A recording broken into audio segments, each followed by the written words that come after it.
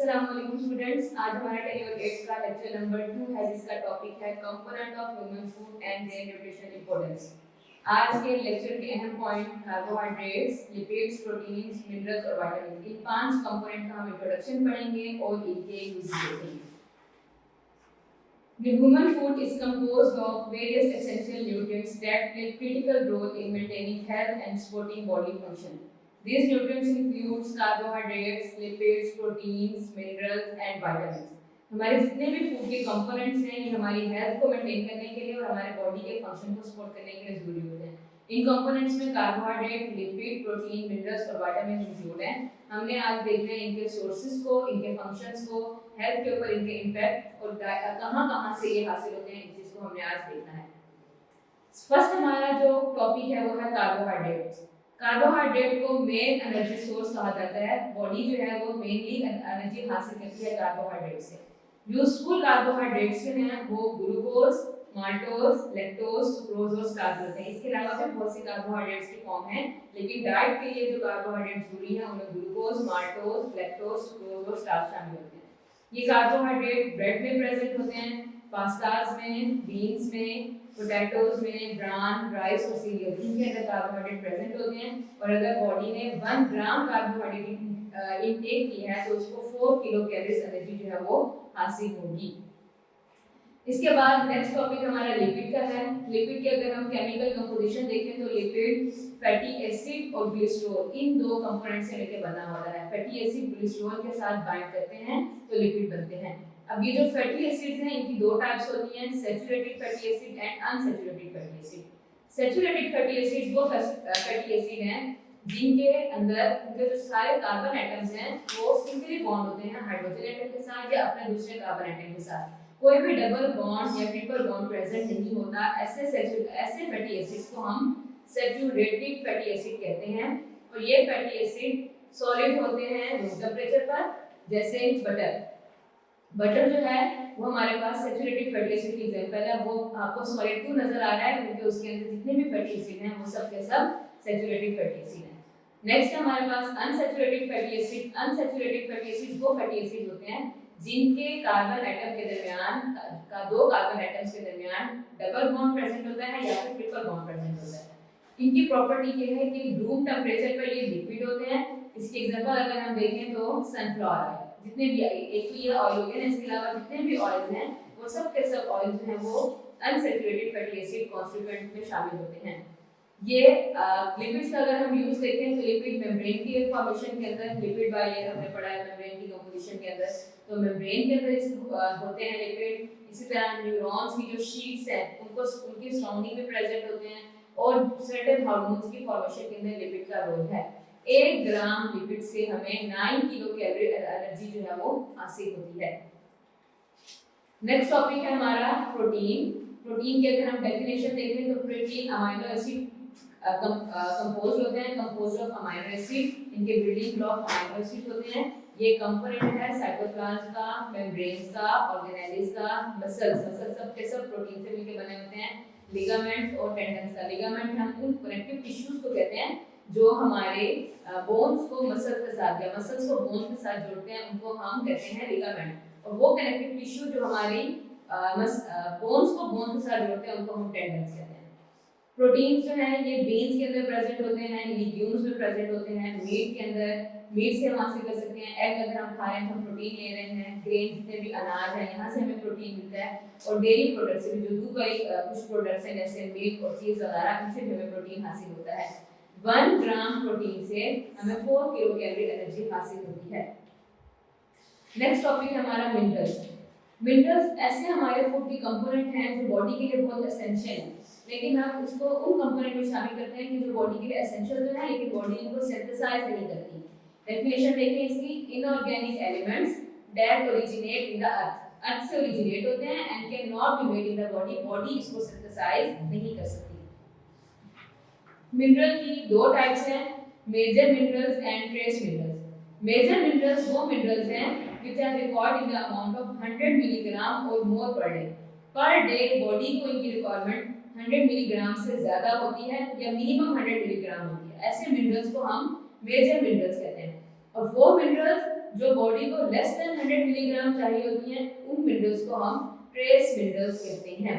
Body की demand अगर 100 milligram से कम है तो ऐसे मिनरल्स को हम ट्रेस मिनरल्स कहेंगे, और अगर बॉडी की डिमांड 100 मिलीग्राम से ज्यादा है तो उसको हम मेजर मिनरल्स कहेंगे। कुछ मिनरल्स के एग्जांपल को देखते हैं। हमारे पास मेजर मिनरल्स के एग्जांपल में sodium, potassium, chloride, calcium, magnesium और फास्फोरस इंक्लूड हैं। इनका अगर हम ग्रोथ देखें तो सोडियम और पोटेशियम ये दोनों, बल्कि क्लोराइड भी, ये बॉडी के अंदर फ्लूइड बैलेंस के अंदर का रोल होता है। फ्लूइड मीन कि बॉडी में वाटर की कंटेंट कितनी रखनी है उसको कंट्रोल कर रहे होते हैं सोडियम, पोटेशियम और क्लोराइड। सोडियम का अगर हम ग्रोथ देखें तो ये दूसरे न्यूट्रिएंट्स की जो अब्जॉर्प्शन हो रही होती है हमारे स्मॉल इंटेस्टाइन से ब्लड के अंदर, वहाँ पर सोडियम का रोल होता है। इसके अलावा मसल की कंट्रैक्शन के दौरान, नर्व इम्पल्स के ट्रांसमिशन के दौरान और हार्ट फंक्शन और ब्लड प्रेशर सबको मेंटेन सोडियम कर रहा होता है। पोटेशियम का अगर रोल देखें तो पोटेशियम जो है वो एंजाइम का कोफैक्टर है, और क्लोराइड को अगर हम देखें तो क्लोराइड हमारा हाइड्रोक्लोरिक एसिड का कंपोनेंट है। नेक्स्ट हमारा जो मेजर मिनरल है वो कैल्शियम। कैल्शियम की बहुत इंपॉर्टेंस है, ये हमारी बोन्स और टीथ इन दोनों को स्ट्रॉन्ग करने में कैल्शियम का रोल है। कैल्शियम के अगर हम सोर्सेज देखें तो जितने भी मिल्क प्रोडक्ट्स हैं उनसे हमें कैल्शियम हासिल होता है, और अगर कैल्शियम की बॉडी में डेफिशिएंसी हो जाए तो आपकी बोन्स वीक हो जाती हैं और उसके जो डिजीज होती है डिजीज को हम टेक्निक का नाम देते हैं। मैग्नीशियम, फास्फोरस इन दोनों का रोल भी बोन्स और टीथ इनको मेंटेन करने के अंदर, इनकी डेवलपमेंट के अंदर है। ट्रेस मिनरल्स को अगर हम देखें तो ट्रेस मिनरल में जो एग्जांपल है वो है iron, zinc, copper, chromium, chloride और आयोडीन। ये जो सारे मिनरल्स हैं ये ट्रेस मिनरल्स हैं। इनका अगर हम ग्रोथ देखें, आयरन का काम क्या है? आयरन आपको पता है हीमोग्लोबिन का कंपोनेंट होता है, और हीमोग्लोबिन रेड ब्लड सेल का कंपोनेंट है। तो अगर रेड ब्लड सेल का काम है ऑक्सीजन की ट्रांसपोर्ट करना, तो आयरन का काम भी क्या होगा? ऑक्सीजन की ट्रांसपोर्ट करना। अगर आयरन की बॉडी में डेफिशिएंसी हो जाए, आयरन नहीं होगा तो हीमोग्लोबिन नहीं बनेगी, हीमोग्लोबिन नहीं बनेगी तो उसकी वजह से रेड ब्लड सेल नहीं बनेंगे, और जब रेड ब्लड सेल नहीं बनते तो इस चीज को हम कहते हैं कि बॉडी के अंदर ब्लड की जो कंसंट्रेशन है वो कम हो रही है, और डिजीज का नाम होता है एनीमिया, और बॉडी में उस वक्त ऑक्सीजन की जो ट्रांसपोर्ट है वो भी मुतासिर होती है। जिंक की अगर हम बात करें तो जिंक ग्रोथ और रिप्रोडक्शन के लिए जरूरी है। कॉपर जो है वो एंजाइम का कोफैक्टर के तौर पर काम करता है। क्रोमियम इंसुलिन एक्शन में इसका रोल है। फ्लोराइड का अगर हम रोल देखें तो ये टीथ के ऊपर जो इनेमल होता है, टीथ के ऊपर जो कवरिंग है व्हाइट सी, उस कवरिंग को स्मूथ बनाने के लिए, उस कवरिंग को मेंटेन रखने के लिए फ्लोराइड का रोल होता है। इसीलिए टूथपेस्ट के अंदर fluoride as a main component इस्तेमाल होता है। आयोडीन का अगर हम रोल देखें तो आयोडीन जो है वो हमारे थायराइड जो ग्लैंड है उसके फंक्शन को कंट्रोल करता है। नेक्स्ट टॉपिक है हमारा विटामिन।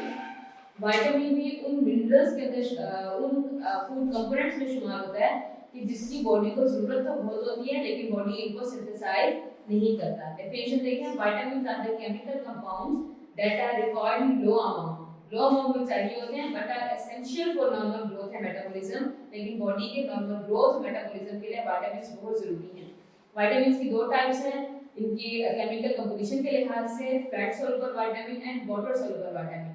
फैट सोल्यूबल विटामिन में हम विटामिन ए, डी, ई और के इन चारों विटामिन्स को हम फैट सोल्यूबल विटामिन की कैटेगरी में कंसीडर करते हैं, और वाटर सोल्यूबल विटामिन में हमारे पास विटामिन बी एंड सी, ये दो विटामिन्स वाटर सोल्यूबल विटामिन होते हैं। विटामिन की डेफिनेशन और इनके दोनों जो टाइप्स हैं ये शॉर्ट क्वेश्चन के लिए बहुत इंपॉर्टेंट टॉपिक है।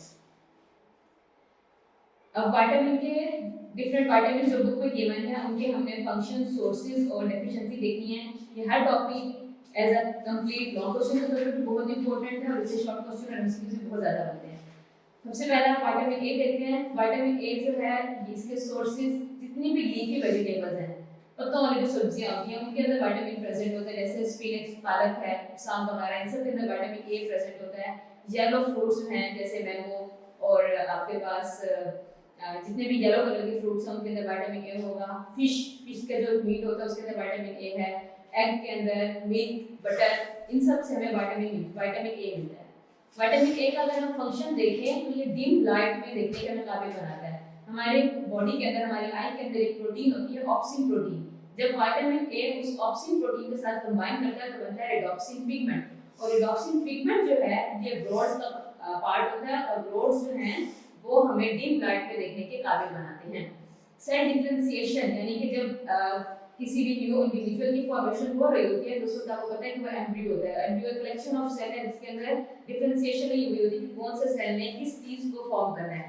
तो उस वक्त जब डिफरेंशिएशन हो रही होती है कि कौन से सेल ने हैंड बनाना है, कौन से सेल ने माउथ बनाना है, किस सेल ने लीवर बनाना है, ये जो सेल डिफरेंशिएशन हो रही होती है यहाँ पर विटामिन ए का रोल होता है।